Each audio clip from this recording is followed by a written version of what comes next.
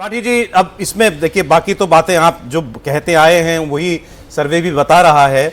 इसमें एक ही बात है कि जेडीयू नंबर 1 पार्टी बन सकती है। इस पर आपको कोई आश्चर्य नहीं? मुझे थोड़ा सा आश्चर्य हो रहा है क्योंकि हालांकि मैं बताऊं कि जो भारतीय जनता पार्टी के अध्यक्ष जगत प्रकाश नड्डा जी हैं, तो उनसे एक कार्यक्रम में हम लोग मिले तो पूछ लिया लोगों ने, तो उन्होंने कहा कि नहीं, पूछा ये गया क्या नीतीश जी साथ में रहेंगे, तो उन्होंने कहा कि जनता दल यूनाइटेड, नीतीश जी साथ में रहेंगे और जनता दल यूनाइटेड इस बार पहले से अच्छा करेगी।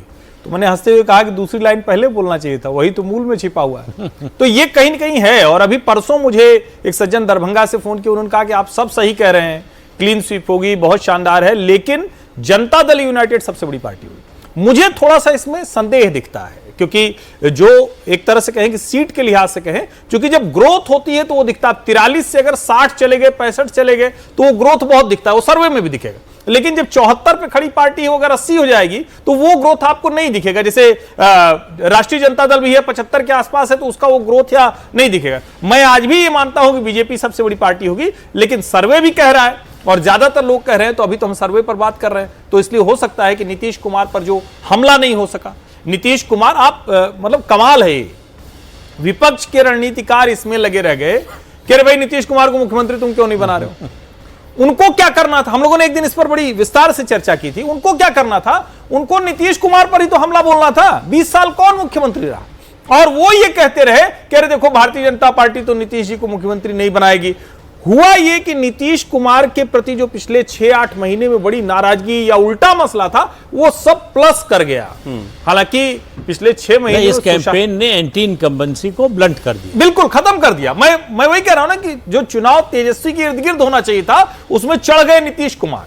तो मुझे लगता है कि हो सकता है कि जनता दल यूनाइटेड बड़ी पार्टी बन जाए, लेकिन अभी भी मुझे जो अनुमान मेरा है, बीजेपी सबसे बड़ी पार्टी है। ये तो अद्भुत तो ये हुआ कि कांग्रेस, आरजेडी, सब बड़े बड़े नेता, उनके तेजस्वी जी, बाकी नीतीश, राहुल गांधी, सभी लोग वो नीतीश कुमार पर हमला करने की बजाय उनके प्रति करुणा दिखाने लगे कि भाई ये तो इनको तो बनाएगी नहीं, इनका क्या होगा, इनकी पार्टी भी खा जाएगी।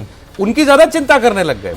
तो ये तो लोगों को लिखा, मतलब उनके बारे में नेगेटिव बात ऑपोजिशन ने भी करनी बंद कर दी अंतिम दिनों में आते आते। तो राहुल जी, आप सहमत कुछ हो पा रहे हैं कि नहीं? देखिए, मुझे लगता है ये वोट जो है ना, वो प्योरली जो स्कीम्स चलाई गई है ना उसके प्रति है। जैसे अगर आपने 10,000 रुपये दिए और वो 10,000 पहुंच गए, उससे बहुत ज़्यादा फर्क आया। दूसरों ने भी अनाउंस किया। ऐसा मैं इसको कोई गलत नहीं मानता कि आप, क्योंकि साउथ में ऐसा बहुत सारा स्कीम्स होती थी और जिसको लेकर बहुत ज़्यादा फायदा भी होता था पॉलिटिकल पार्टीज को।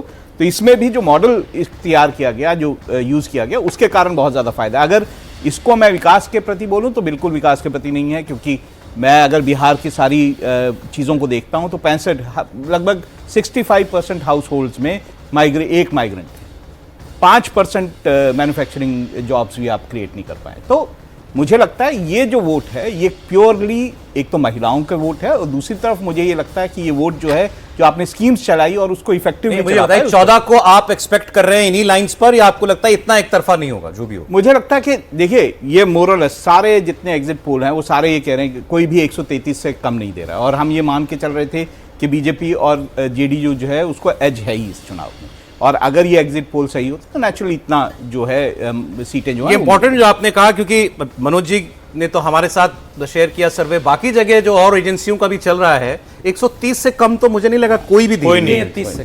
133 से कम किसी ने 133 से कम किसी ने एनडीए को नहीं दिया है, तो वो सही है। और गलत होना तो सबको होना पड़ेगा। देखिए, मैं लोएस्ट 133 है, जिसका 133 भी है, लोएस्ट 133 नहीं। बट इसमें जो चुनाव पे आपने कहा ना कि इनको जो पूछा कि क्या हेडलाइंस लिखेंगे, तो प्रदीप जी तो कुछ भी लिख सकते हैं और अच्छा ही लिखेंगे, पर सच्चाई क्या है इस चुनाव की? जो बात है और जो त्रिपाठी जी भी कह रहे हैं, सर अगर कोई अच्छा लड़का है, अच्छा टॉप, बहुत बार अच्छा कर रहा है और वो बहुत अच्छा कर गया, तो सरप्राइज नहीं है।